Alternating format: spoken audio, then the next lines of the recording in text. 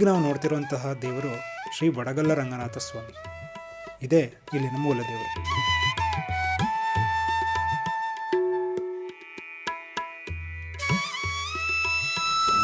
ಊರು ನಮ್ಮದು, ನಾನು ಕೊಟ್ಟಿರೋದು ಬೆಂಗಳೂರಿಗೆ.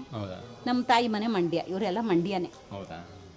ಪುರಾತ ಕಾಲದಿಂದನೂ ಒಳ್ಳೊಳ್ಳೆ ಪ್ರೋಗ್ರಾಮ್ಗಳು, ಒಳ್ಳೊಳ್ಳೆ ಯಾವಾಗ ಏನೂ ಇರಲಿಲ್ಲ. ಎಲ್ಲ ಇಡ್ಲಿ ದೋಸೆ ಮಾಡಿಕೊಂಡು ಮೆಟ್ಲತ್ತಿಗೆ ಬರೋರಿಗೆ ಮಾರಾಟ ಮಾಡೋರು.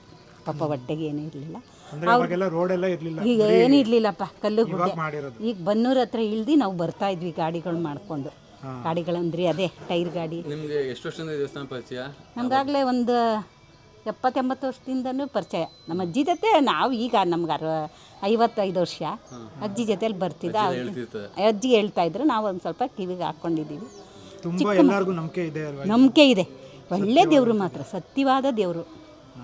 ಬೇಕಾದ್ರೆ ನೀವು ಬಂದು ಪರೀಕ್ಷೆ ಮಾಡ್ಬೋದು. ದೇವ್ರು ಹೂವು ಕೊಡ್ತಾನೆ. ನಮಗೆ ಮದುವೆ ಆಗಿಲ್ಲ ಅಂದರೆ ಮದುವೆ ಆಗುತ್ತೆ. ಆಮೇಲೆ ಮಕ್ಕಳಾಗಲಿಲ್ಲ ಅಂದರು ಮಕ್ಕಳು ಕೊಡ್ತಾನೆ ಭಗವಂತ. ಫಲ ಸಿದ್ಧಿಸೋನು ಅವನೇ, ಕೊಡೋನು ಅವನೇ, ಕಿತ್ಕೊಳ್ಳೋನು ಅವನೇ ಅಂತ ಒಳ್ಳೆ ದೇವರು. ತುಂಬ ಜನ ಬರ್ತಾ ಇದ್ದಾರೆ. ಈಗ ಟಿ ವಿಲೆಲ್ಲ ಅನೌನ್ಸ್ ಮಾಡಿದರೆ ಎಲ್ಲ ತುಂಬ ಚೆನ್ನಾಗಿದೆ.